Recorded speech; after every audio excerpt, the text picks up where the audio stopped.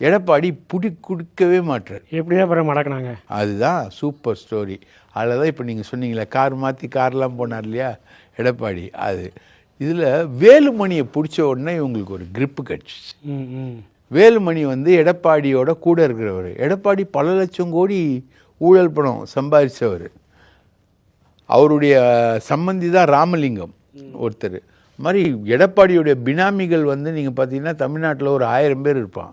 எடப்பாடியுடைய பினாமிகள் மட்டும் 1000 பேர் இருக்கான். அதெல்லாம் இந்த ஸ்டேட் கவர்மெண்ட்டுக்கு கண்ணில் தெரியுதா இல்லையான்னு தெரியல. இவரது ஒரு 10,000 பேர் இருப்பான் எஸ்பி வேலுமணி.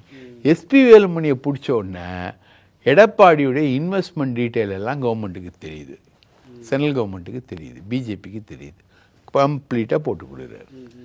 போட்டு கொடுத்த உடனே அப்போது டீட்டெயில் எல்லாத்தையும் எடுத்துகிட்டு வச்சுட்டு அவங்க என்ன பண்ணுறாங்க, ஒரு முன்னாள் ஜட்ஜு அவர் அனுப்புகிறாங்க, பேசுகிறாங்க. இந்த மாதிரி உங்கள் டீட்டெயிலெலாம் கிடச்சிச்சு.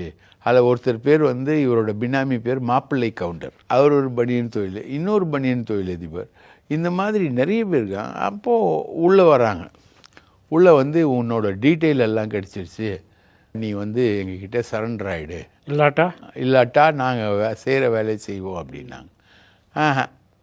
மதிப்பே கொடுக்கல. ஆனால் டோன் மட்டும் மாறி போச்சு. எடப்பாடி திமுக தான் எங்களுடைய எதிரி, திமுகவை தோற்கடிக்கிறதுக்காக நாங்கள் யார் கூட வேணால் சேருவோம் அப்படின்னு ஒரு டோனை மட்டும் மாற்றி அப்படியே கிம்மிக்காக இந்த சைட்லேயும் ஆடாமல் அந்த சைட்லேயும் ஆடாமல் ஒரு டான்ஸ் ஆடிட்டு இருந்தார்.